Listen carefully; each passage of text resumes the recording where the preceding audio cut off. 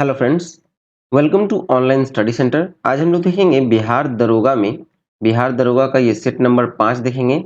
ये एडिटोरिया बुक से लिया गया है। इससे पहले हम लोगों ने 4 सेट कवर कर चुके हैं, ठीक है। और ये 5वां सेट है।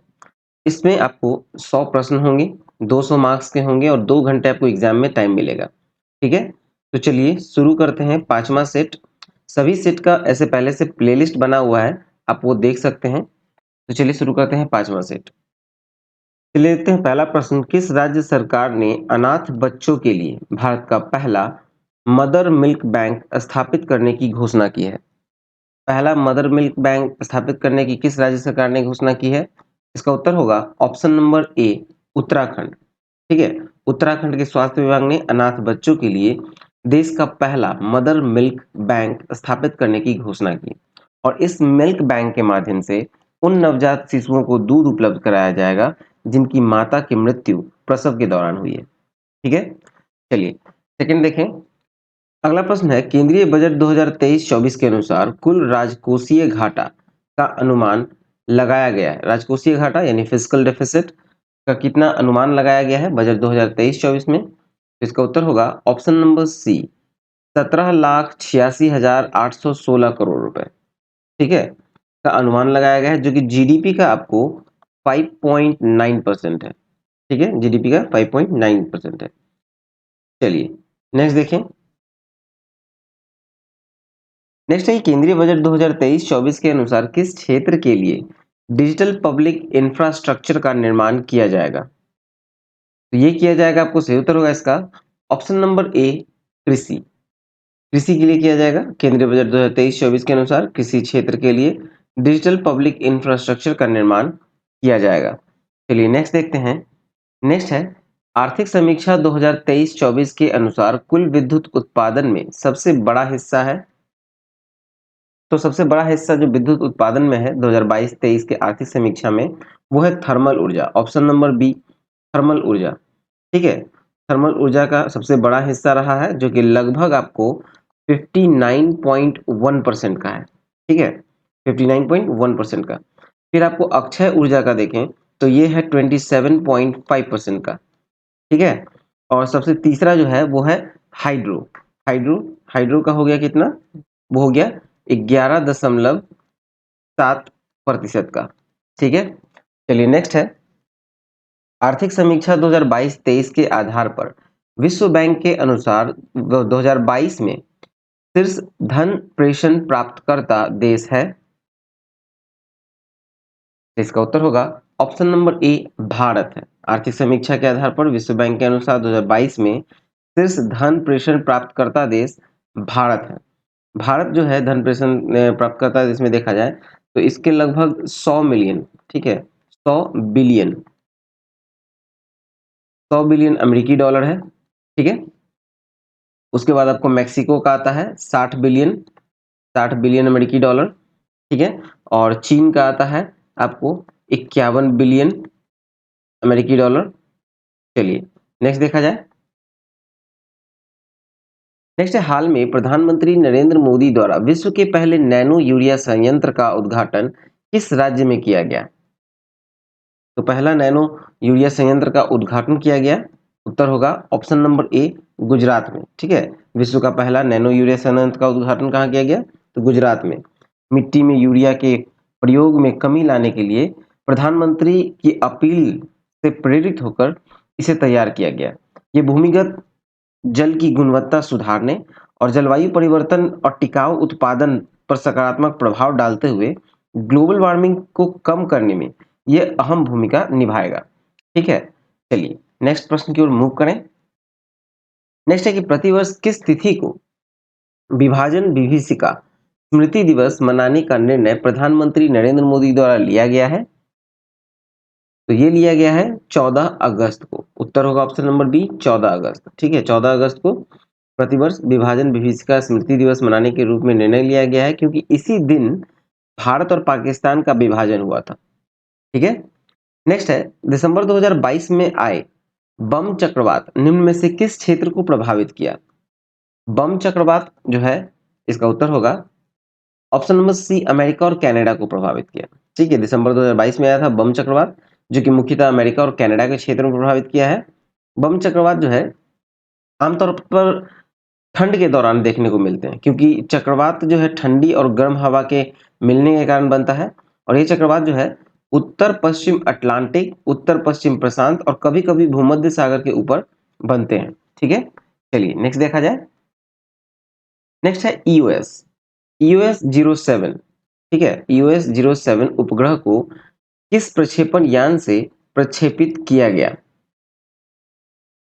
ईओएस का फुल फॉर्म हो गया अर्थ ऑब्जर्वेटरी सैटेलाइट।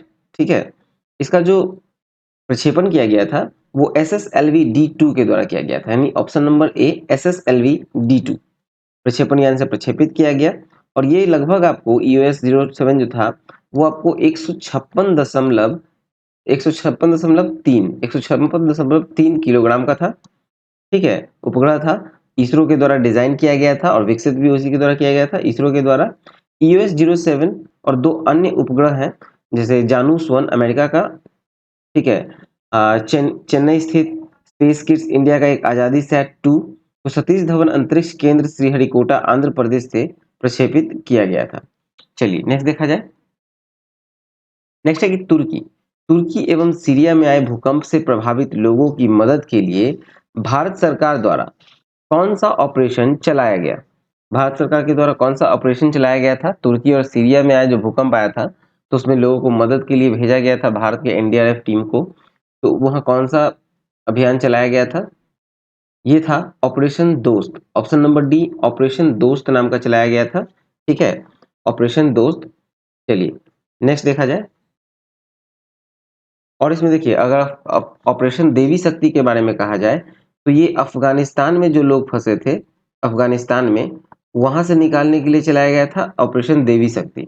और ऑपरेशन सद्भावना के बारे में देखा जाए तो ये जम्मू कश्मीर और ग्रामीण क्षेत्र और एलओसी के आसपास के क्षेत्र में लोगों को मदद के लिए चलाया गया था सद्भावना। ठीक है, और ऑपरेशन उपलब्ध के लिए देखा जाए तो ये रेलवे टिकट के लिए था। ठीक है, रेलवे टिकट कालाबाजारी करने वाले जो थे उन दलालों की गतिविधियों पर अंकुश लगाना जो था वो था ऑपरेशन उपलब्ध। चलिए नेक्स्ट देखा जाए। नेक्स्ट है 17वीं भारत वन स्थिति रिपोर्ट के अनुसार देश में कुल मैंग्रोव वन कितना वर्ग किलोमीटर में है? तो इसका उत्तर होगा option number B 4,992 kilometre square. ठीक है, 17वीं भारत वन स्थिति रिपोर्ट आई थी अनुसार देश में जो कुल मैंग्रोव वन है वो लगभग 4,992 किलोमीटर स्क्वायर है, जो कि देश के कुल भौगोलिक क्षेत्रफल का आपको 0.15% है। ठीक है, देश का जो कुल भौगोलिक क्षेत्र है उसका 0.15% है। ठीक है, और अगर हम लोग 2019 से तुलना करेंगे, 2019 से तुलना करेंगे तो यहाँ पर आपको 17 किलोमीटर स्क्वायर का वृद्धि हुआ है। ठीक है, और मैंग्रोव क्षेत्रफल, मैंग्रोव जो वन है वो क्षेत्रफल वाला दो राज्य है जिसमें आपको सबसे ज्यादा आपको पश्चिम बंगाल में मिलेगा। पश्चिम बंगाल यानी कि वेस्ट बंगाल में आपको लगभग 2114 किलोमीटर स्क्वायर है। ठीक है, 2114 किलोमीटर स्क्वायर। फिर आपको दूसरे स्थान पे आता है गुजरात। ठीक है, गुजरात में आपको कितना होगा तो 1175 किलोमीटर स्क्वायर। ठीक है, चलिए नेक्स्ट देखा जाए। नेक्स्ट है खिजरिया वन्य जीव अभयारण्य किस राज्य में स्थित है? ये स्थित है आपको गुजरात में, ऑप्शन नंबर ए गुजरात में। खिजरिया वन्य जीव अभयारण्य गुजरात में है, जिसे फरवरी 2022 में रामसर स्थल का, ठीक है, रामसर स्थल के रूप में इसको शामिल किया गया है, खिजरिया वन्य जीव अभयारण्य को। ठीक है,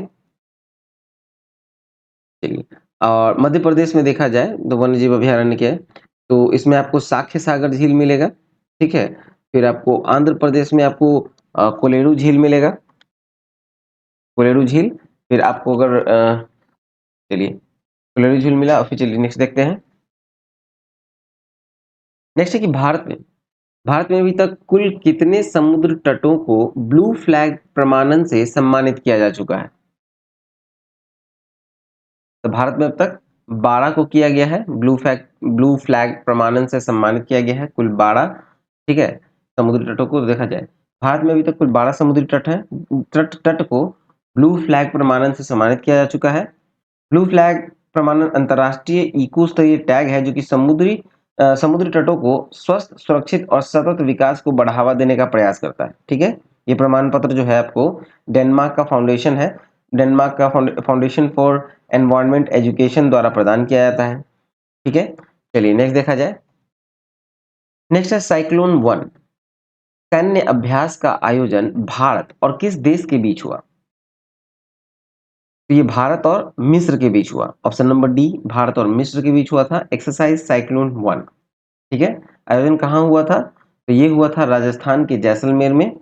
ठीक है, दोनों देशों की सेनाओं के बीच हुआ था और ये अब तक का पहला संयुक्त अभ्यास था इन दोनों का ये। ठीक है, चलिए, और अगर देखा जाए आपको सिंगापुर के साथ जो भारत का हुआ था, सिंगापुर और भारत के बीच, तो ये हुआ था बोल्ड कुरुक्षेत्र। फिर भारत और जापान के बीच जो हुआ था वो धर्म गार्जियन। ठीक है, और भारत और इंडोनेशिया के बीच जो हुआ था वो था गरुड़ शक्ति। चलिए नेक्स्ट देखें। नेक्स्ट है जलवायु परिवर्तन प्रदर्शन सूचकांक 2023 में भारत का स्थान है। तो भारत का स्थान है ऑप्शन नंबर बी 8वां। ठीक है, भारत जलवायु परिवर्तन प्रदर्शन सूचकांक 2023 में 8वें स्थान पर है। और ये सूचकांक जो है German watch, new climate institute और क्लाइमेट एक्शन नेटवर्क के द्वारा वर्ष 2005 से वार्षिक आधार पर प्रकाशित किया जाता है। ठीक है, इसका लक्ष्य है कि अंतर्राष्ट्रीय जलवायु राजनीति में पारदर्शिता को बढ़ावा देना और अलग-अलग देशों द्वारा जलवायु संरक्षण की दिशा में किए गए प्रयासों एवं प्रगति के बीच तुलना करने में सक्षम बनाना है। चलिए नेक्स्ट देखते हैं। नेक्स्ट है राष्ट्रीय विज्ञान दिवस 2023 का थीम है। इसका उत्तर होगा option number A, global science for global wellbeing. ठीक है, थीम है global science for global wellbeing. राष्ट्रीय विज्ञान दिवस कब मनाया जाता है? तो राष्ट्रीय विज्ञान दिवस जो है ये मनाया जाता है आपको 28 फरवरी को। ठीक है, 28 फरवरी को मनाया जाता है। ठीक है, चलिए नेक्स्ट देखा जाए। नेक्स्ट हिंदी भाषा के लिए साहित्य अकादमी पुरस्कार 2022 से किसे सम्मानित किया गया? इसका उत्तर होगा option number D, Badri Narayan को सम्मानित किया गया हिंदी भाषा के लिए साहित्य अकादमी पुरस्कार 2022 से। ठीक है, इनकी कविता संग्रह थी तुमरी के शब्द। ठीक है, कविता संग्रह कौन सा थी? तुमरी के शब्द के लिए प्रदान किया गया था। ठीक है, चलिए नेक्स्ट देखा जाए। नेक्स्ट है भौतिक के क्षेत्र में नोबेल पुरस्कार 2023, नोबेल पुरस्कार 2023 से किसे सम्मानित किया गया? इसका उत्तर होगा ऑप्शन नंबर डी, इनमें से सभी। ठीक है, इनमें से सभी, क्योंकि संयुक्त रूप से दिया गया था। पियरे अगोस्तिनी, फेरेंस क्लाउस और एलिनियरे को दिया गया था। ठीक है, देखा जाए तो इलेक्ट्रॉन पर अध्ययन के लिए सम्मान दिया गया था। अवार्ड उन प्रायोगिक तरीकों के लिए दिया गया था जिसमें पदार्थ में इलेक्ट्रॉन की गतिशीलता के अध्ययन के लिए प्रकाश के एटोसेकेंड पल्स उत्पन्न किए गए। ठीक है, चलिए नेक्स्ट है 12वां विश्व हिंदी सम्मेलन का आयोजन कहाँ किया गया? तो ये किया गया था फिजी में। सही उत्तर होगा ऑप्शन नंबर डी, फिजी में। 12वें विश्व हिंदी सम्मेलन का आयोजन हुआ था, फरवरी 2023 में हुआ था, फिजी में हुआ था। ठीक है, और भारत के विदेश मंत्री एस जयशंकर और फिजी के प्रधानमंत्री सतवनी राबुका इस 12वें विश्व हिंदी सम्मेलन का उद्घाटन किए थे। ठीक है, और इस हिंदी सम्मेलन का जो थीम रखा गया था वो था पारंपरिक ज्ञान से आर्टिफिशियल इंटेलिजेंस। ठीक है, पारंपरिक ज्ञान से आर्टिफिशियल इंटेलिजेंस। चलिए नेक्स्ट देखते हैं। नेक्स्ट है 22वीं फीफा कप 2022 के विजेता। 22वीं फीफा कप 2022 के विजेता कौन है? तो ये है Argentina. Option number B, Argentina विजेता रहा है विश्व कप का, फुटबॉल विश्व कप था। ठीक है, और इसका आयोजन जो हुआ था वो हुआ था कतर में। ठीक है, कतर में आयोजन हुआ था। इसका जो शुभंकर था वो था लाइव। ठीक है, शुभंकर का नाम था लाइव। और जो गोल्डन बूट दिया गया था अवार्ड, वो दिया गया था किलियान एम्बापे को। गोल्डन बॉल दिया गया था लियोनेल मेसी को और गोल्डन ग्लव्स दिया गया था एमिलियानो मार्टिनेज को। ठीक है, तो नेक्स्ट देखें तो प्रसिद्ध फुटबॉल खिलाड़ी पेले, पेले का निधन हो गया। वो किस देश के खिलाड़ी थे? तो पेले जो थे वो ब्राजील के खिलाड़ी थे। सही उत्तर होगा ऑप्शन नंबर ए, ब्राजील के दिग्गज फुटबॉल खिलाड़ी पेले का निधन हुआ दिसंबर 2022 में। 82 वर्ष की आयु में इनका निधन हो गया था। ठीक है। और 1958, 1962 और 1970 में ब्राजील को फुटबॉल वर्ल्ड कप जीत दिलाई थी इसने, पेले ने। चलिए नेक्स्ट देखा जाए। नेक्स्ट है, हाल ही में किस देश ने वर्ष 2027 तक देश में ब्याज मुक्त बैंकिंग प्रणाली को लागू करने की घोषणा की है? तो ये किए है पाकिस्तान ने। सही उत्तर होगा option number B, Pakistan. Pakistan सरकार ने वर्ष 2027 तक देश में ब्याज मुक्त बैंकिंग प्रणाली लागू करने की घोषणा की। और फेडरल शरीयत कोर्ट जो है उसके अनुसार पाकिस्तान में प्रचलित ब्याज आधारित बैंकिंग प्रणाली शरिया कानून के खिलाफ थी, क्योंकि इस्लाम में ब्याज को किसी भी रूप में गलत माना गया है। ठीक है। नेक्स्ट है, केंद्रीय मत्स्य पालन, पशुपालन एवं डेयरी मंत्रालय के अनुसार भारत मछली उत्पादन में विश्व में किस स्थान पर है? तो भारत जो है मछली उत्पादन में विश्व में तीसरे स्थान पर है, इसलिए सही उत्तर होगा ऑप्शन नंबर सी, तीसरे स्थान पर है। ठीक है।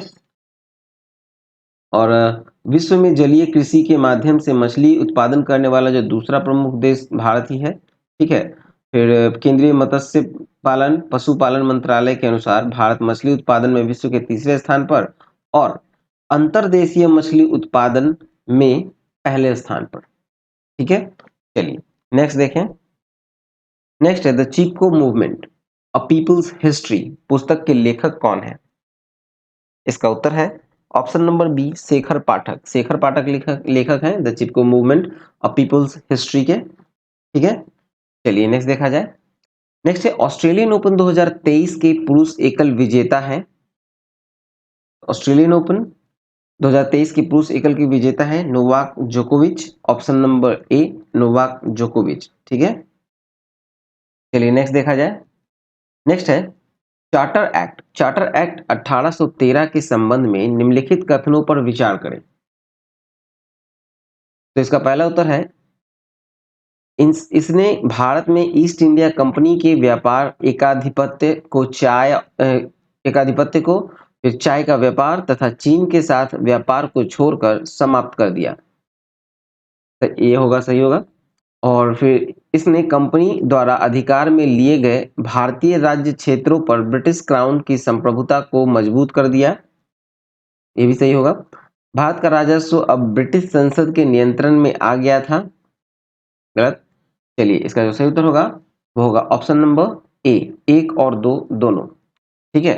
एक और दो दोनों होगा। देखिए, चार्टर एक्ट जो 1813 था उसके द्वारा ब्रिटिश ईस्ट इंडिया कंपनी का जो व्यापारिक एकाधिकार चाय का व्यापार और चीन के साथ व्यापार को छोड़कर समाप्त कर दिया गया था। साथ ही इस एक्ट के माध्यम से कंपनी द्वारा अधिकृत जो भारतीय राज्य क्षेत्रों पर ब्रिटिश क्राउन की संप्रभुता को मजबूत भी किया गया था। ठीक है।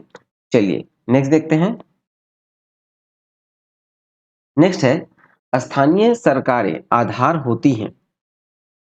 तो ये लोकतंत्र का आधार होती हैं। स्थानीय सरकारें लोकतंत्र का आधार होती हैं। सही उत्तर होगा ऑप्शन नंबर बी, क्योंकि लोकतंत्र को जीवंत बनाने के लिए लोगों की सहभागिता का आवश्यकता होती है। ठीक है। नेक्स्ट है, भारतीय संविधान की प्रस्तावना में कितने प्रकार के न्याय, स्वतंत्रता एवं समानता का वर्णन है? ठीक है, कितने प्रकार का न्याय, स्वतंत्रता एवं समानता का वर्णन है? इसका उत्तर होगा ऑप्शन नंबर सी, 3, 5 और 2। मतलब न्याय 3, स्वतंत्रता 5 और समानता 2। ठीक है। देखिए, भारत के संविधान के प्रस्तावना में 3 प्रकार के न्याय हैं। कौन कौन है? सामाजिक, आर्थिक और राजनीतिक। ठीक है। फिर 5 प्रकार का स्वतंत्रता है, विचार, अभिव्यक्ति, विश्वास, धर्म और उपासना। ठीक है। और फिर आपको 2 प्रकार की समानता है, प्रतिष्ठा और अवसर। ठीक है। इसलिए सही उत्तर होगा ऑप्शन नंबर सी। चलिए नेक्स्ट देखा जाए। नेक्स्ट, किस संविधान संशोधन के द्वारा यह प्रावधान किया गया कि मंत्रिपरिषद में मंत्रियों की संख्या प्रधानमंत्री को शामिल करके कुल संख्या का 15% से अधिक नहीं होना चाहिए? इसका उत्तर होगा ऑप्शन नंबर सी, 51वां संविधान संशोधन। ठीक है। भारतीय संविधान में 51वां संविधान संशोधन अधिनियम 2003। ठीक है। 51वां संविधान संशोधन 2003 द्वारा यह प्रावधान किया गया कि मंत्रिपरिषद में मंत्रियों की कुल संख्या एक 15% से अधिक नहीं होना चाहिए। चलिए नेक्स्ट देखें। नेक्स्ट है राष्ट्रपति द्वारा लोकसभा को भंग किया जा सकता है। तो ये भंग किया जा सकता है प्रधानमंत्री की सलाह पर। ऑप्शन नंबर सी सही होगा, प्रधानमंत्री की सलाह पर। ये अनुच्छेद आपको 85 के 2 में है। ठीक है, 85 के 2 के अनुसार राष्ट्रपति प्रधानमंत्री के परामर्श और सलाह पर लोकसभा को भंग कर सकता है। चलिए नेक्स्ट देखें, निम्नलिखित में से कौन सही सुमेलित नहीं है? इसका उत्तर होगा ऑप्शन नंबर सी, राजद्रोही सभा को रोकने से संबंधित अधिनियम 1908। ठीक है, ये सही नहीं है। देखिए, ये राजद्रोह को बढ़ावा देने या सार्वजनिक शांति भंग करने की संभावना वाली सार्वजनिक बैठकों को रोकथाम एवं बेहतर प्रावधान करने के लिए अधिनियम किया गया था। ठीक है, और ये ब्रिटिश राज्य की इंपीरियल लेजिस्लेटिव काउंसिल 1907 का अधिनियम था, जो सरकार को राजनीतिक बैठक को रोक लगाने में सक्षम बनाता है। ठीक है, ये अधिनियम तब पारित किया गया था जब ब्रिटिश सरकार की खुफिया जानकारी ने गदर आंदोलन की उपस्थिति का पता लगाया था। ठीक है, जो भारत में राजनीतिक हिंसा को भड़काने का उद्देश्य से गठित किया गया था। चलिए नेक्स्ट देखें। नेक्स्ट है पंचायतों एवं नगर पालिकाओं के संबंध में भारतीय संविधान में किस वर्ष प्रावधान किया गया था? ये किया गया था 1993 में, 1993 में किया गया था। पंचायत और नगर पालिकाओं के संबंध में भारतीय संविधान में प्रावधान 73वें और 74वें संशोधन अधिनियम के द्वारा। ठीक है, 73वें और 74वें, ठीक है, संविधान संशोधन हुआ था, उसके द्वारा किया गया था। और ये दोनों अधिनियम जो था 1993 में लागू हुआ था। ठीक है, 1993 में। और 73वां संविधान संशोधन अधिनियम जो है वो आपको 24 अप्रैल 1993 को, और 74वां संविधान संशोधन 1 जून 1993 को लागू हुआ था। चलिए नेक्स्ट देखें। भारत में न्यायिक पूर्ण विलोकन की शक्ति का प्रयोग किसके द्वारा किया जाता है? तो ये किया जाता है ए और बी दोनों के द्वारा, मतलब उच्च न्यायालय के द्वारा और सर्वोच्च न्यायालय के द्वारा। भारतीय संविधान के न्यायिक पूर्ण विलोकन का अवधारणा का जो है वो संयुक्त राज्य अमेरिका से लिया गया था इसको, और भारत में ये शक्ति उच्चतम न्यायालय और उच्च न्यायालय दोनों में निहित है। चलिए नेक्स्ट देखा जाए। डॉक्टर अंबेडकर द्वारा किसे संविधान का आत्मा कहा गया था? तो ये कहा गया था संवैधानिक उपचारों के अधिकार को। ठीक है, इसलिए ऑप्शन नंबर सी, संवैधानिक उपचारों के अधिकार को कहा गया था। भीमराव अंबेडकर ने अनुच्छेद 32 अर्थात संवैधानिक उपचारों के अधिकार को संविधान का आत्मा कहा। ठीक है, नेक्स्ट देखते हैं। नेक्स्ट है, निम्न में कौन संविधान का संघीय गुण नहीं है? तो ये ऑप्शन नंबर बी, एकल नागरिकता जो है वो संघीय गुण नहीं है, संघीय लक्षण नहीं है। ठीक है, भारतीय संविधान में एकात्मक और संघात्मक दोनों प्रकार की विशेषताएं होती हैं। ठीक है, जैसे एकात्मक विशेषता में देखा जाए तो एकल संविधान, एकल नागरिकता, सशक्त केंद्र, राज्यपाल की नियुक्ति और आपातकालीन उपबंध, ये सब आता है आपको एकल नागरिकता में। और संघात्मक विशेषताओं में देखेंगे तो संविधान की सर्वोच्चता, स्वतंत्र न्यायपालिका, केंद्र राज्य के मध्य शक्तियों का बंटवारा और लिखित संविधान, ये आता है आपको संघात्मक विशेषताओं में। ठीक है, चलिए नेक्स्ट देखा जाए। नेक्स्ट है, 6 प्रमुख बैंकों का राष्ट्रीयकरण किस पंचवर्षीय योजना के दौरान किया गया था? तो 6 प्रमुख बैंकों का राष्ट्रीयकरण हुआ था छठी पंचवर्षीय योजना के तहत। ठीक है, और ये 1980 में हुआ था, 1980 में हुआ था। ठीक है, 1980 में 80 की छठी पंचवर्षीय योजना के दौरान किया गया था। और 14 प्रमुख बैंकों का राष्ट्रीयकरण फिर कब हुआ था? तो 14 का हुआ था पहले, उससे पहले हुआ था 1969 में। चलिए नेक्स्ट है, राष्ट्रीय बागवानी बोर्ड की स्थापना कब की गई थी? तो ये की गई थी 1984 में। सही उत्तर होगा ऑप्शन नंबर डी, राष्ट्रीय बागवानी बोर्ड की स्थापना 1984 में किया गया था। और इसका मुख्यालय कहाँ है? तो ये हरियाणा के गुरुग्राम में है। ठीक है, गुरुग्राम में। और ये बोर्ड जो है स्वायत्त कंपनी के रूप में कार्य करती है। चलिए नेक्स्ट देखते हैं। नेक्स्ट है, डाकघर बचत संगठनों की सभी जमाओं को किस समग्र मुद्रा आपूर्ति में शामिल किया गया है? तो ये किया गया है M4 में। M1, M2, M3, M4 जो है वो आरबीआई के द्वारा उपयोग किए जाने वाले 4 मौद्रिक योग्य हैं, ठीक है, योग है। और M1 मुद्रा अधिक तरल, M4 मुद्रा सबसे कम तरल होता है, ठीक है। चलिए नेक्स्ट है आत्मनिर्भरता। आत्मनिर्भरता के उद्देश्य को पहली बार किस पंचवर्षीय योजना में शामिल किया गया था? तो ये किया गया था ऑप्शन नंबर सी, तीसरे पंचवर्षीय योजना में। आत्मनिर्भरता के उद्देश्य को पहली बार तीसरी पंचवर्षीय योजना में शामिल किया गया और इस योजना का कार्यकाल जो था वो था 1961 से 66 तक, ठीक है। और ये पहली पंचवर्षीय योजना का उद्देश्य जो था वो कृषि विकास के लिए था, ठीक है। पहला किस चीज के लिए था? तो था कृषि विकास। दूसरा पंचवर्षीय योजना का उद्देश्य था आपको उद्योग का विकास, ठीक है। और तीसरा में आपको आत्मनिर्भरता का उद्देश्य। चलिए नेक्स्ट देखते हैं। नेक्स्ट है अब तक कुल कितनी बार भारतीय मुद्रा का अवमूल्यन किया जा चुका है? अवमूल्यन मतलब डिवैल्यूएशन किया गया है, कितनी बार किया जा चुका है? तो ये 3 बार किया जा चुका है, ऑप्शन नंबर बी 3 बार, ठीक है। ये अवमूल्यन पहली बार कब हुआ था? तो पहली बार हुआ था 1949 में, फिर दूसरी बार हुआ 1966 में, फिर तीसरी बार हुआ 1991 में, ठीक है। 3 बार हो चुका है। चलिए नेक्स्ट देखते हैं। निम्नलिखित में से कौन सा दर्रा श्रीनगर और लेह को जोड़ता है? तो जोजिला दर्रा है, श्रीनगर और लेह को जोड़ता है, ठीक है। श्रीनगर और लेह को जोड़ने वाली दर्रा जोजिला दर्रा। अगर बारालाचा के बारे में देखें तो ये हिमाचल प्रदेश के लाहौल क्षेत्र को लद्दाख के लेह से जोड़ती है, ठीक है। लाहौल क्षेत्र को लद्दाख के लेह से जोड़ जाती है हिमाचल प्रदेश में। फिर आपको नाथुला दर्रा के बारे में देखें तो ये जो है आपको सिक्किम और दक्षिण तिब्बत में चुंबी घाटी को जोड़ती है, ठीक है। चलिए नेक्स्ट देखते हैं।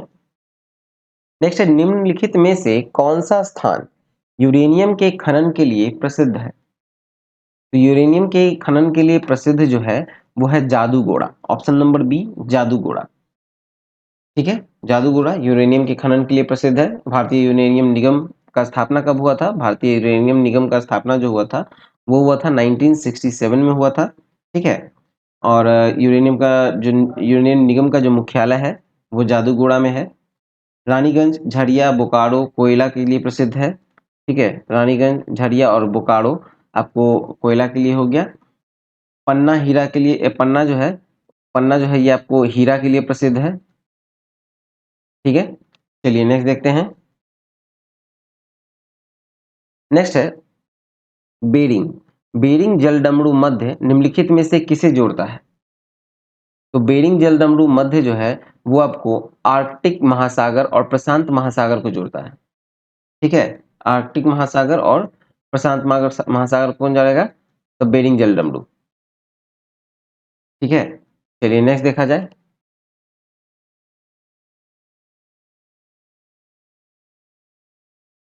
नेक्स्ट है किसी चट्टान में नतवलन यानी डाउनफोल्ड को क्या कहा जाता है? इसे कहा जाता है अभिनति, ऑप्शन नंबर ए अभिनति कहा जाता है, ठीक है। पृथ्वी के अंतरजात बल द्वारा उत्पन्न जो क्षैतिज संचलन द्वारा जब भूपटलीय चट्टानों में संपीड़न की स्थिति उत्पन्न हो जाती है तो चट्टानों में लहरनुमा मोड़ पड़ती है और इस मोड़ को फोल्ड यानी वलन कहा जाता है, ठीक है। और वलन के उठे हुए भाग को उपनति यानी एंटीक्लाइंस कहा जाता है, ठीक है। और नीचे धंसे हुए भाग को अभिनति यानी सिंक्लाइंस कहा जाता है। नेक्स्ट है कोलेरू झील किस भारतीय राज्य में स्थित है? तो केलोरू झील जो है कोलेरू झील ये आपको आंध्र प्रदेश में है, सही उत्तर होगा ऑप्शन नंबर सी आंध्र प्रदेश, ठीक है। कोलेरू झील आपको स्थित है आंध्र प्रदेश में।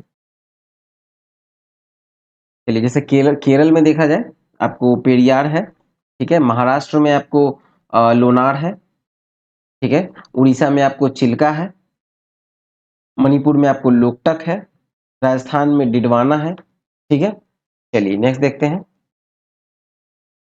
नेक्स्ट है सरदार सरोवर बांध किस नदी पर बना हुआ है?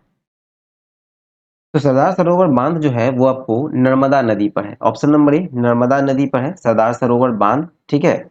और इसे लाभान्वित राज्य जो है सरदार सरोवर बांध जो है उससे नर्मदा नदी से, तो ये है आपको गुजरात, मध्य प्रदेश, महाराष्ट्र और राजस्थान। नर्मदा नदी जो है नर्मदा नर्मदा नदी ये आपको कहाँ से निकलती है? तो ये निकलती है आपको अमरकंटक की पहाड़ी से, ठीक है। अमरकंटक की पहाड़ी से निकलती है और ये मध्य प्रदेश की जीवन रेखा भी कहलाती है नर्मदा नदी। चलिए नेक्स्ट है, निम्नलिखित में से कौन सा कथन गलत है? इसका उत्तर होगा ऑप्शन नंबर डी, इनमें से सभी कथन सत्य है। भारत का दक्षिणतम बिंदु जो है इंदिरा पॉइंट है, सही है। भारत का सबसे उत्तरी बिंदु इंदिरा कॉल है, सही है। भारत का पूर्वी बिंदु किबिथु और पश्चिमी बिंदु गहिरमाथा है, सही है। इसलिए इसका उत्तर होगा ऑप्शन नंबर डी। चलिए नेक्स्ट देखते हैं। नेक्स्ट है, आकाशगंगा की निकटतम स्पाइरल गैलेक्सी कौन सी है? तो सबसे निकटतम स्पाइरल गैलेक्सी जो है वो है Andromeda galaxy, option number B. आकाशगंगा की सबसे निकटतम स्पाइरल गैलेक्सी एंड्रोमेडा यानी देवयानी गैलेक्सी है, ठीक है। आकाशगंगा असंख्य तारों, बादलों और गैसों का एक प्रणाली है। हमारा सौर मंडल इस आकाशगंगा यानी मिल्की वे का एक भाग है, ठीक है। और कुछ प्रमुख आकाशगंगा का नाम देखें तो जैसे मंदाकिनी, फिर आपको देवयानी, देवयानी हो गया आपको एंड्रोमेडा गैलेक्सी, ठीक है। चलिए नेक्स्ट देखें। नेक्स्ट है क्वार्टजाइट। क्वार्टजाइट निम्न में से किस प्रकार का एक सेल होता है?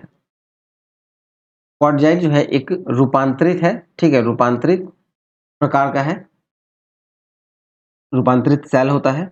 और सेलों को उनका निर्माण जो है पद्धति के आधार पर 3 समूह में विभाजित किया गया है। अग्नेयी सेल, अवसादी सेल और रूपांतरित सेल, 3 तरह का सेल हो गया, ठीक है। चलिए इसके बारे में बाद में डिस्कस करेंगे किसी अगले प्रश्न में। चलिए नेक्स्ट देखते हैं।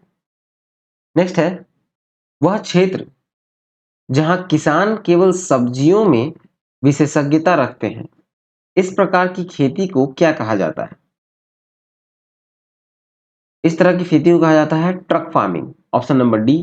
जहां किसान केवल सब्जियों में विशेषज्ञता रखते हैं, इस प्रकार की खेती को ट्रक फार्मिंग कहा जाता है, ठीक है।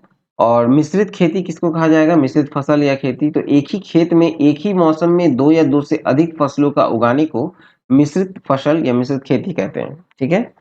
चलिए नेक्स्ट है मौर्य काल। मौर्य काल में संस्था एवं संचार का संबंध किससे था? तो मौर्य काल में संस्था एवं संचार का संबंध जो है वो गुप्तचर व्यवस्था से था। ऑप्शन नंबर ए, मौर्यकालीन प्रशासन में गुप्तचर व्यवस्था से संबंध था।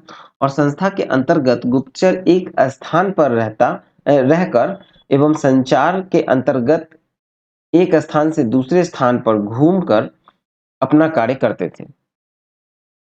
नेक्स्ट देखते हैं। नेक्स्ट है, मिथिला के कर्नाट वंश। मिथिला के कर्नाट वंश की स्थापना किसने की थी? तो ये नान्यदेव ने की थी। Option number C, Nanyadeva. Mithila के नान्यदेव ने कर्नाट वंश की स्थापना की थी। इसने 1097 से 1147 तक शासन किया था।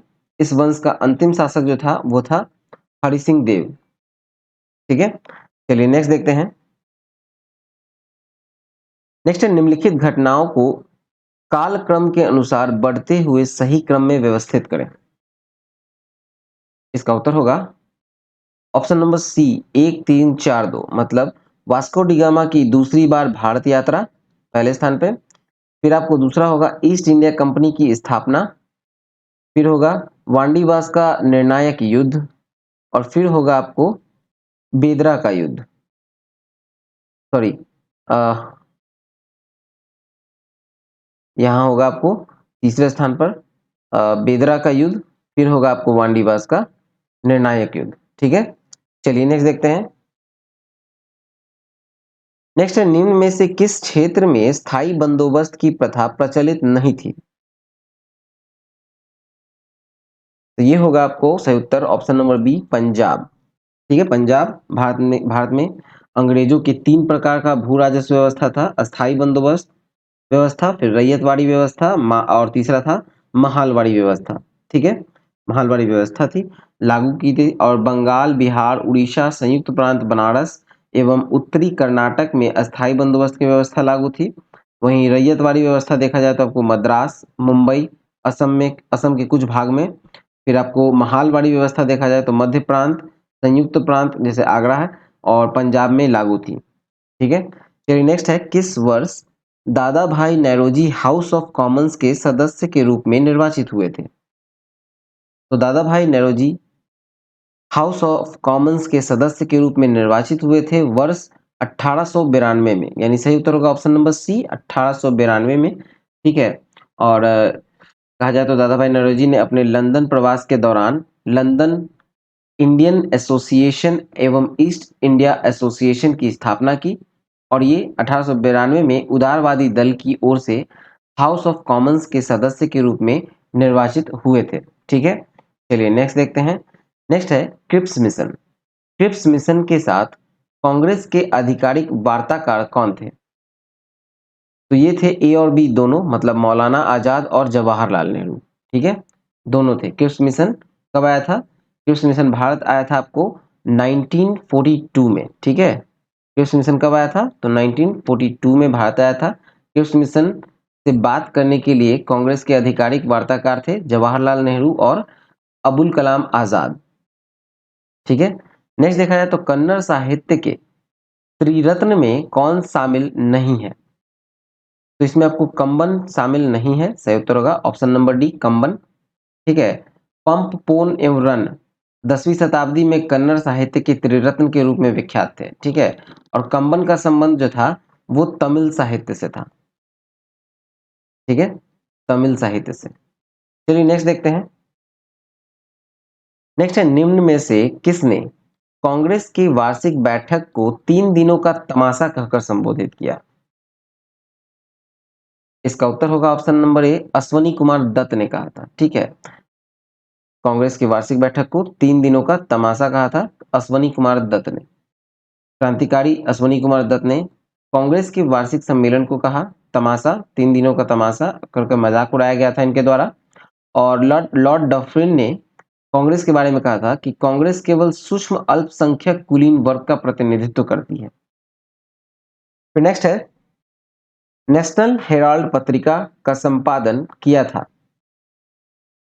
तो नेशनल हेराल्ड पत्रिका का संपादन किया था जवाहरलाल नेहरू ने, ऑप्शन नंबर ए। कब? तो इसका संपादन किया था 1938 में। ठीक है, 1938 में। चलिए, और ये अंग्रेजी की पत्रिका थी। ठीक है, ठीक है, चलिए नेक्स्ट देखें। नेक्स्ट है, राष्ट्रपति महात्मा गांधी द्वारा रॉलेट एक्ट के विरोध में कब पूरे देश में हड़ताल का आयोजन किया गया था? ये किया था ऑप्शन नंबर बी 6 अप्रैल 1919 को। 6 अप्रैल 1919 को महात्मा गांधी के नेतृत्व में रॉलेट एक्ट के विरोध में संपूर्ण देश में हड़ताल का आयोजन किया गया था और ये महात्मा गांधी के द्वारा आयोजित पहला राष्ट्रव्यापी जन आंदोलन था। चलिए नेक्स्ट देखें। शुद्ध दैतवाद मत के संस्थापक निम्न में से कौन थे? तो ये थे वल्लभाचार्य। सही उत्तर होगा ऑप्शन नंबर बी वल्लभाचार्य। ठीक है, इन्होंने 15वीं शताब्दी में रुद्र संप्रदाय की स्थापना की थी वल्लभाचार्य ने। ठीक है, 15वीं शताब्दी में। और विशिष्टाद्वैतवाद मत के रामानुजाचार्य थे। फिर आपको दैतवाद मत के माधवाचार्य थे। फिर आपको अद्वैत मत के संस्थापक थे शंकराचार्य। ठीक है, चलिए नेक्स्ट देखें। नेक्स्ट है, निम्नलिखित में से किस राजपूत शासक ने 2 अश्वमेध यज्ञ करवाया? इसका उत्तर होगा ऑप्शन नंबर डी राजा जयसिंह। राजा जयसिंह ने अपने शासनकाल में 2 अश्वमेध यज्ञ करवाए और ये थे आम्बेर के शासक। ठीक है, फिर नेक्स्ट है, मारियाह प्रथा पर प्रतिबंध के कारण किस जनजाति की ने विद्रोह किया था? मारियाह प्रथा पर प्रतिबंध के कारण किस जनजाति ने विद्रोह किया था? तो ये था खोंड जनजाति। ऑप्शन नंबर डी खोंड जनजाति था और ये जनजाति जो है आपको उड़ीसा का है। ठीक है, मारियार प्रथा जो था एक तरह से आपको कहा जाए तो नरबली था। ठीक है, नरबली। और इस प्रथा को समाप्त प्रथा जो थी वो ओडिशा की थी और इस प्रथा पर प्रतिबंध लगाया था लॉर्ड हार्डिंग ने। ठीक है, लगाया था और खोंड जनजाति ने इस प्रथा पर प्रतिबंध लगाने के कारण जमकर विरोध किया था। चलिए नेक्स्ट देखते हैं। नेक्स्ट है बौद्ध धर्म।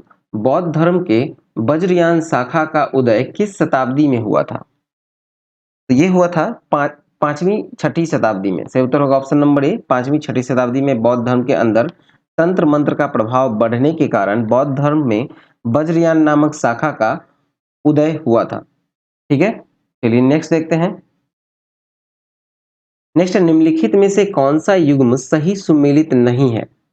तो कौन सा सही सुमेलित नहीं है? तो ये री है, सी है, रोपर चेनाब, ये गलत है। ठीक है, तो इसका सही उत्तर होगा option number C, Ropar Chenab गलत है, क्योंकि रोपर जो है वो चेनाब नदी नहीं बल्कि सतलज नदी होगा। ठीक है, चलिए नेक्स्ट देखें। नेक्स्ट है हॉटस्पॉट। हॉटस्पॉट की अवधारणा का प्रतिपादक कौन थे?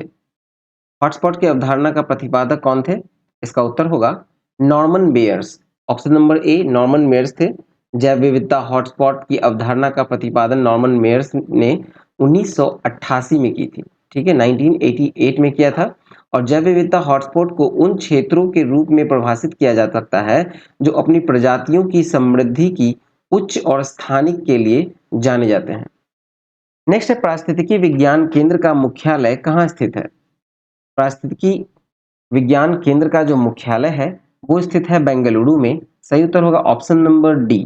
ठीक है, पारिस्थितिकी विज्ञान केंद्र का मुख्यालय बेंगलुरु में है। ठीक है, उस तरह से देखा जाए तो भारतीय प्राणी विज्ञान सर्वेक्षण केंद्र कहाँ है? तो कलकत्ता में है। भारतीय वन प्रबंधन संस्थान कहाँ है? तो ये भोपाल में है, भारतीय वन प्रबंधन संस्थान। ठीक है, फिर आपको देहरादून में है आपको भारतीय वन सर्वेक्षण संस्थान।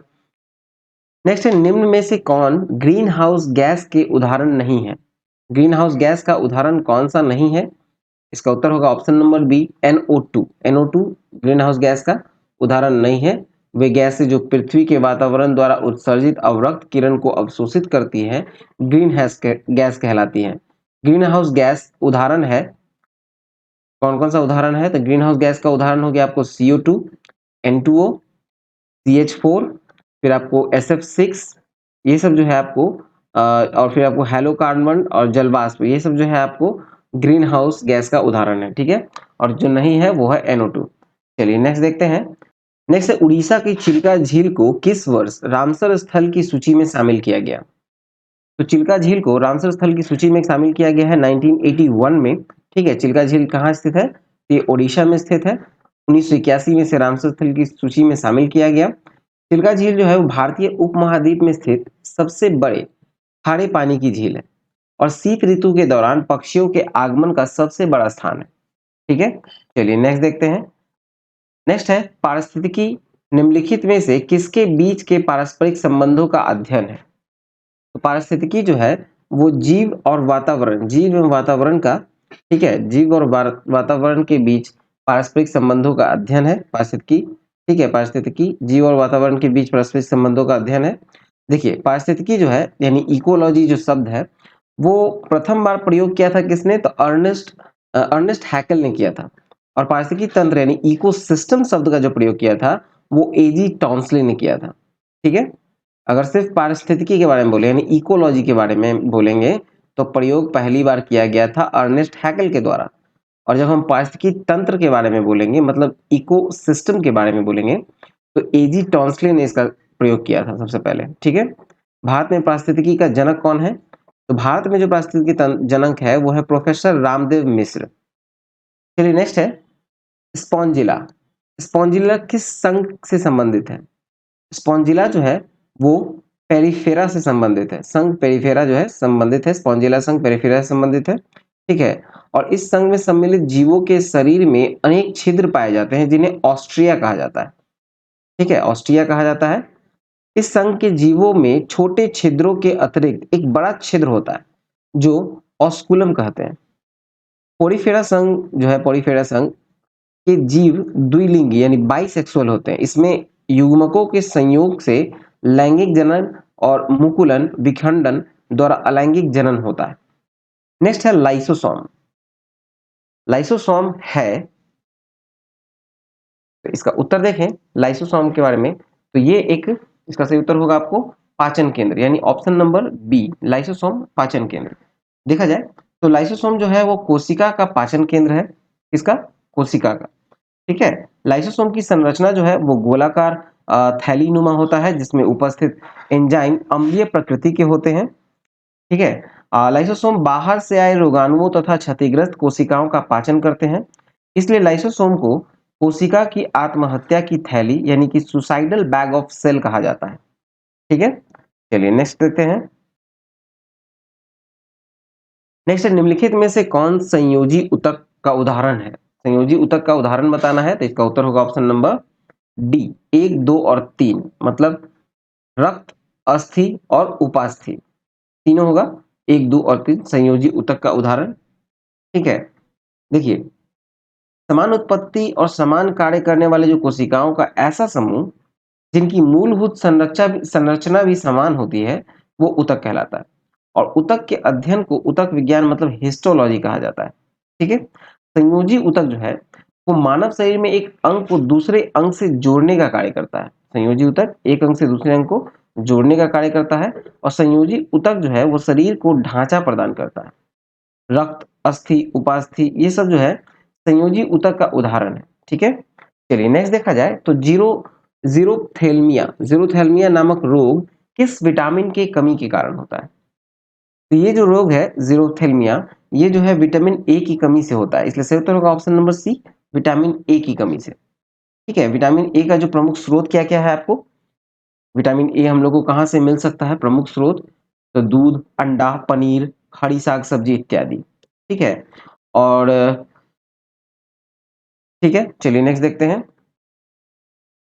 देखिए, उपास्थि यानी कार्टिलेज, कार्टिलेज की कोशिकाओं को कहा जाता है, उपास्थि की कोशिकाओं को क्या कहा जाता है? तो इसको कहा जाता है ऑप्शन नंबर ए, कॉन्ड्रोसाइटस। कॉन्ड्रोसाइटस कहा जाता है उपास्थि की कोशिकाओं को, कॉन्ड्रोसाइटस कहा जाता है। उपास्थि जो है, उपास्थि कोमल, प्रत्यास्थ तथा लचीलेपन संयोजी ऊतक है, जो कि अस्थियों को परस्पर घर्षण से सुरक्षा प्रदान करती है। उपास्थि में रक्त वाहिकाएं अनुपस्थित होती हैं। उपास्थि का मैट्रिक्स पूर्णतः कार्बनिक होता है। उपास्थि में एक दिशीय वृद्धि होती है। फिर अस्थि की कोशिकाओं को ऑस्ट्रियोसाइट्स कहा जाता है। ठीक है। नेक्स्ट है मानव श्वसन। मानव श्वसन में कार्बन डाइऑक्साइड का संरचना सर्वाधिक किसके माध्यम से होता है? तो ये होता है आपको ऑप्शन नंबर सी, बाइकार्बोनेट्स के रूप में। चलिए नेक्स्ट देखें। नेक्स्ट है प्राणियों के निम्नलिखित में से किस संवर्ग में त्रिकोष्ठीय हृदय होता है? प्राणियों के निम्नलिखित किस संवर्ग में त्रिकोष्ठीय हृदय होता है? तो ये होता है उभयचर और सरीसृप में, यानी ऑप्शन नंबर बी, उभयचर और सरीसृप में त्रिकोष्ठीय हृदय होता है। इसमें से 2 अलिंद और 1 निलय होता है। मछलियों के हृदय 2 कक्षीय होते हैं और पक्षियों एवं स्तनधारियों का हृदय 4 कक्षीय होता है। नेक्स्ट है रक्तचाप। रक्तचाप को नियंत्रित करने वाली ग्रंथि। तो रक्तचाप को नियंत्रित करने वाली जो ग्रंथि है वो है अधिवृक्क ग्रंथि, यानी ऑप्शन नंबर बी, अधिवृक्क ग्रंथियां जो है वो है रक्तचाप को नियंत्रित करने वाली। ये हार्मोन का उत्पादन करती है जो उपाचय, प्रतिरक्षा प्रणाली, रक्तचाप, तनाव की प्रक्रिया और अन्य आवश्यक कार्यों को विनियमित करने में मदद करती है। ठीक है। चलिए नेक्स्ट देखते हैं। नेक्स्ट है मूत्र का पीला रंग किसकी मौजूदगी के कारण होता है? तो मूत्र का पीला रंग जो होता है वो यूरोक्रोम के कारण होता है, यूरोक्रोम के मौजूदगी के कारण, यानी ऑप्शन नंबर डी होता है। ठीक है। नेफ्रॉन या वृक्क नलिका में रुधिर से छनकर आए जो जल और शेष उत्सर्जी पदार्थ का मिश्रण को मूत्र कहते हैं। मनुष्य का मूत्र जो है वो पारदर्शी और हल्के पीले रंग का द्रव है। ठीक है। हाँ, कहा जाए तो इसका पीला रंग जो है वो हीमोग्लोबिन के अपघटन से जो निर्मित यूरोक्रोम है, यूरोक्रोम उसी के कारण होता है। ठीक है। नेक्स्ट है निम्न में से कौन सा जीन की कार्यात्मक इकाई है? तो जीन का जो कार्यात्मक इकाई है वो है cistron, option number B, cistron. जीन का कार्यात्मक इकाई सिस्ट्रॉन। ठीक है। चलिए नेक्स्ट देखें। नेक्स्ट है प्लैंक। प्लैंक नियतांक का मात्रक है। तो प्लैंक नियतांक का जो मात्रक है वो है joule second, joule second, option number D, joule second. Planck नियतांक का मान अगर कितना होता है तो ये होता है 6.67 इंटू 10⁻⁻34 जूल सेकेंड। ठीक है, चलिए नेक्स्ट देखते हैं। नेक्स्ट है, एक अंतरिक्ष यात्री पृथ्वी तल की तुलना में चंद्र तल पर अधिक ऊंचाई छलांग लगा सकता है, क्योंकि? इसका उत्तर होगा ऑप्शन नंबर सी। चंद्र का जो तल है वो गुरुत्वाकर्षण बल पृथ्वी तल की तुलना में अत्यल्प है, मतलब बहुत कम है, अत्यल्प है। ठीक है, देखिए चंद्रमा पर जो गुरुत्वाकर्षण बल का मान है वो पृथ्वी की तुलना का कितना होता है, तो 1/6 होता है। मतलब यदि पृथ्वी पर किसी वस्तु का भार अगर 60 किलो हो जाता है, तो चंद्रमा पर जाकर उसका वजन जो है वो मात्र 10 केजी रह जाएगा। ठीक है, चलिए नेक्स्ट देखते हैं। नेक्स्ट, बर्फ के दो टुकड़ों को आपस में दबाने पर टुकड़े आपस में चिपक क्यों जाते हैं? इसका उत्तर होगा ऑप्शन नंबर ए। दाब अधिक होने से बर्फ का गलनांक घट जाता है। ठीक है, बर्फ पर जब दबाव पड़ने से बर्फ का गलनांक कम हो जाता है एवं दबाव घटाने पर बर्फ का गलनांक बढ़ जाएगा। यदि दो बर्फ के टुकड़े को एक साथ रखकर उस पर दबाव बढ़ाया जाता है, तो दोनों बर्फ के टुकड़ों के संयुक्त स्थान पर दबाव बढ़ने के कारण गलनांक कम हो जाएगा और उनके बीच पानी का एक परत तैयार हो जाएगा। बाद में जब दबाव घटाया जाता है तब पानी की यह परत जम जाती है। यही कारण है कि दोनों टुकड़े आपस में चिपक जाते हैं। ठीक है, चलिए नेक्स्ट देखें। नेक्स्ट, निम्नलिखित में से प्रकाश के किस रंग की तरंगदैर्घ्य सबसे कम होती है? तो वो होती है बैंगनी का। ऑप्शन नंबर डी, बैंगनी। सबसे कम तरंगदैर्घ्य वाला प्रकाश बैंगनी होता है। प्रकाश की वर्ण विक्षेपण प्रक्रिया में जब सूर्य का प्रकाश किसी प्रिज्म से होकर गुजरता है तो अपवर्तन के बाद विभिन्न रंगों में बढ़ जाता है। ठीक है, ये विभिन्न रंग कौन कौन सा है, तो जैसे कि आपको वायलेट, ठीक है, इंडिगो, वायलेट हो गया आपको बैंगनी, इंडिगो जामुनी, फिर ब्लू, ग्रीन, येलो, ऑरेंज और रेड। ठीक है, तरंगदैर्घ्य सॉरी ये कलर में हो जाता है। प्रकाश के वर्ण विक्षेपण प्रक्रिया में बैंगनी रंग का जो विक्षेपण है वो सबसे अधिक होगा, क्योंकि बैंगनी रंग का तरंगदैर्घ्य सबसे कम होगा। जिसका तरंगदैर्घ्य कम होगा उसका विक्षेपण सबसे अधिक होगा। ठीक है, चलिए नेक्स्ट देखें। नेक्स्ट है, जल के अस्थायी कठोरता दूर करने के लिए जल में क्या मिलाया जाता है?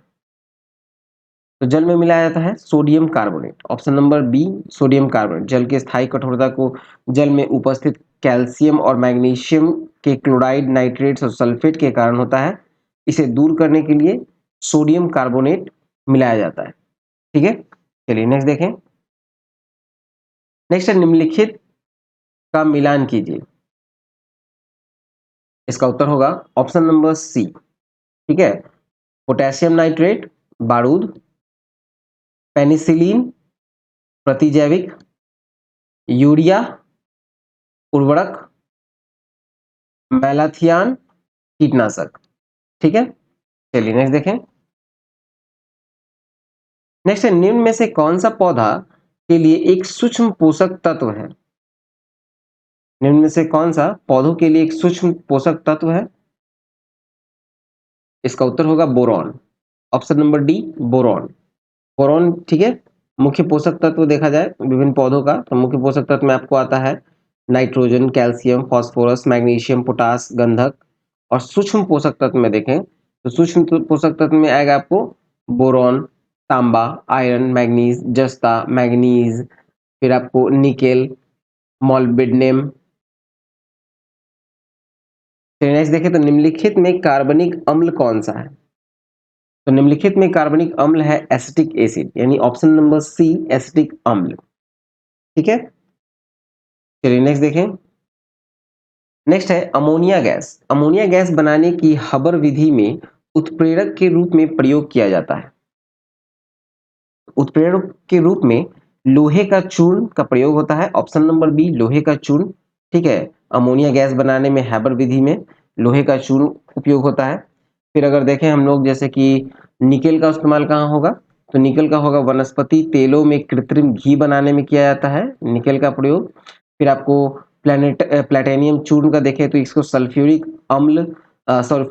अम्ल बनाने की संपर्क विधि में इसका इस्तेमाल होता है। ठीक है, फिर आपको नाइट्रोजन के ऑक्साइड जो है उसको सल्फ्यूरिक अम्ल बनाने की सीसा कक्ष विधि में इस्तेमाल होता है नाइट्रोजन के ऑक्साइड का। ठीक है, चलिए नेक्स्ट देखते हैं। नेक्स्ट है निम्न कथनों पर विचार कीजिए। तो इसका उत्तर देखा जाए पहले तो ये होगा ऑप्शन नंबर डी 1 और 3। मतलब वर्ग सातवां का ए के तत्वों की इलेक्ट्रॉन बंधुता उच्च होगी, ठीक है, और निष्क्रिय गैस का गलनांक निम्न होता है। सही होगा ये दोनों। और सबसे अधिक इलेक्ट्रॉन बंधुता फ्लोरीन की होती है, ये गलत है। ठीक है, देखिए इसका उत्तर होगा डी। वर्ग सात एक का तत्वों का इलेक्ट्रॉन जो बंधुता है वो उच्च होता है और सबसे अधिक इलेक्ट्रॉन बंधुता जो है वो फ्लोरीन की नहीं बल्कि क्लोरीन की होती है। ठीक है, क्लोरीन की होती है। ठीक है, और निष्क्रिय गैसों का गलनांक निम्न होता है। चलिए नेक्स्ट देखें।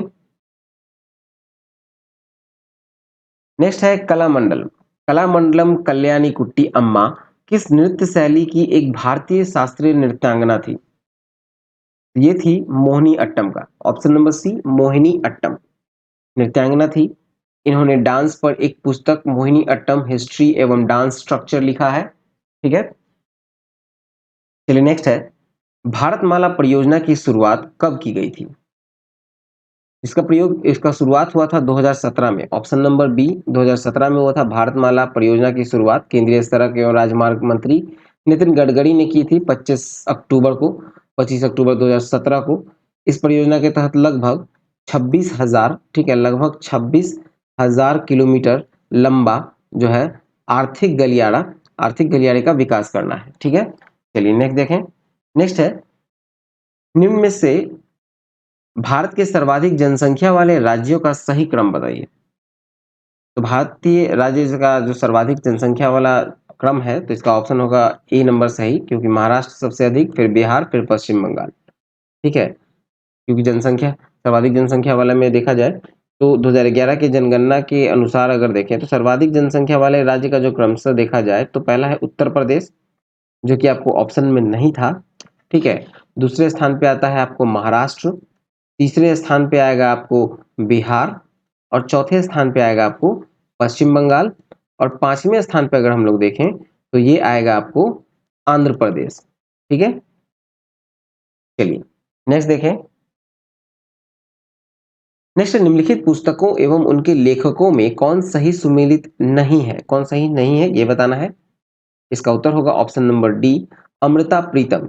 अमृता प्रीतम को जो आंसू दिया गया है ये डी जो है सुमेलित नहीं करता है। आंसू पुस्तक के जो लेखक हैं, इसके जो लेखक हैं वो अमृता प्रीतम नहीं बल्कि जयशंकर प्रसाद हैं। ठीक है, जयशंकर जयशंकर प्रसाद है। ठीक है, चलिए नेक्स्ट देखें। नेक्स्ट निम्नलिखित में से किस देश का राष्ट्रीय खेल फुटबॉल नहीं है? इसका उत्तर होगा option number D Malaysia. Malaysia का राष्ट्रीय खेल फुटबॉल नहीं है, जबकि मलेशिया का जो राष्ट्रीय खेल अगर देखा जाए तो ये है आपको बैडमिंटन। ठीक है, बैडमिंटन। चलिए नेक्स्ट देखते हैं। नेक्स्ट है कुछ मिठाइयां 175 बच्चों में बराबर बराबर वितरित की जानी थी, परंतु 35 बच्चों की अनुपस्थिति होने के कारण प्रत्येक बच्चे को 4 मिठाई अधिक मिली। तो कितनी मिठाइयां वितरित की गई? ठीक है, यहां देखा जाए तो मान लीजिए कुल मिठाई कितनी थी, तो कुल मिठाई मान लेते हैं एक्स थी। ठीक है, और एक्स मिठाइयाँ थी तो कहा जाए तो कुल 175 बच्चों में बराबर बराबर वितरित करने की 35 बच्चों को अनुपस्थित रहे थे, यानी कि 35 अनुपस्थित यानी 140 लोग उपस्थित होंगे, तो यानी एक्स का 140 उपस्थित रहा।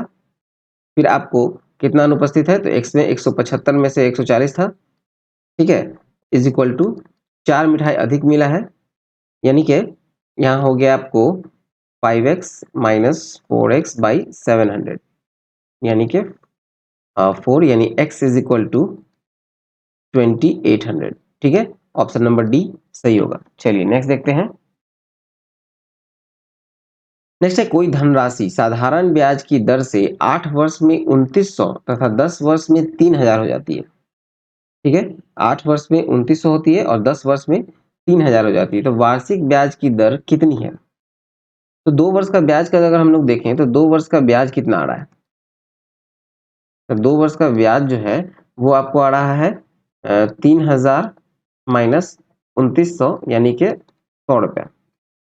ठीक है, यानी 8 वर्ष का अगर हम लोग ब्याज देखें तो ये हो जाएगा आपको, सॉरी 8 वर्ष का ब्याज अगर हम लोग देखेंगे तो ये हो जाएगा 100 इंटू 1/2 इंटू 8। ठीक है, यानी कि हो जाएगा आपको 2%। तो उत्तर होगा ऑप्शन नंबर बी। चलिए नेक्स्ट देखते हैं।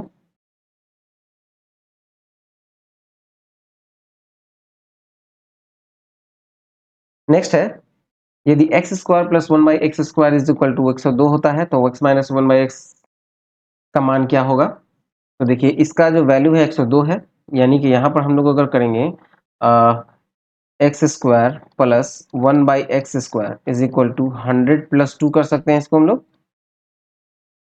ठीक है, अब हम लोग इसको क्या करेंगे, 2 को इधर ले जाएंगे, यानी कि x square plus 1/x² minus 2 कर देंगे इसको, तो ये हो जाएगा 100, यानी कि ये हो जाएगा x माइनस 1/x का होल स्क्वायर हो जाएगा इज इक्वल टू 100, यानी कि आपको अगर हम लोग इसका जब स्क्वायर हटाएंगे तो x minus 1/x is equal to root 100 हो जाएगा, यानी कि 10 आंसर। सही उत्तर होगा ऑप्शन नंबर बी 10। चलिए नेक्स्ट देखें। नेक्स्ट है, निम्न संख्या श्रृंखला में गलत पद को निकालें। ठीक है, गलत पद को निकालें। देखिए पहले कंपेयर किया जाए तो जब 3 और 4 में होगा तो क्या होगा, 1 इंटू 1। ठीक है, एक से गुना किया जा रहा है फिर एक को जोड़ा जा रहा है। फिर 4 से 10 में देखा जाए तो यहाँ आपको 2 से गुना किया जा रहा है, 2 को जोड़ा जा रहा है। फिर यहाँ से देखें तो यहाँ आपको 3 को गुना किया जा रहा है और 3 को जोड़ा जा रहा है। तो यहाँ पे आपको 4 को गुना करेगा, 4 को जोड़ेगा, यहाँ 5 को गुना करेगा, 5 को जोड़ेगा, या 6 को गुना करेगा और 6 को जोड़ेगा। ठीक है, तो 6 को गुना करके 6 जोड़ा जाएगा। ठीक है, तो यहाँ पर जो आपको 32 आ रहा है ये आपको गलत आ रहा है, क्योंकि 10 गुना 3 किया जाए और प्लस 3 किया जाए तो यहाँ आना चाहिए 33, लेकिन आ रहा है आपको 32, इसलिए सही उत्तर होगा ऑप्शन नंबर डी 32। ठीक है, गलत शब्द को निकालना था। चलिए नेक्स्ट है, लुप्त संख्या ज्ञात करें। लुप्त संख्या को ज्ञात करना है तो देखिए यहाँ पर मिसिंग है, इसको ज्ञात करना है तो पहले देखिए 7 प्लस 6 प्लस 3, 7 प्लस 6 प्लस 3 कितना हुआ, तो ये हो गया आपको 16, और 16 इंटू 3 किया जाए तो आ गया 48। उसी तरह से 4 प्लस 9 प्लस 8 ये हो गया आपको 21, और उसको भी 3 से मल्टीप्लाई करेंगे तो ये हो जाएगा 63। उसी तरह 2 प्लस 5 प्लस 7 कितना हो गया 14, और 14 को भी 3 से मल्टीप्लाई करेंगे तो आएगा 42, यानी सही उत्तर होगा ऑप्शन नंबर सी। तो चलिए ये सेट नंबर 5 जो था ये यहाँ कंप्लीट हुआ। ठीक है, आई होप आपको अच्छा लगा हो। बाकी सभी सेट का जो है वो प्लेलिस्ट बना हुआ है, आप वहां से देख सकते हैं। तो चलिए मिलते हैं नेक्स्ट वीडियो में।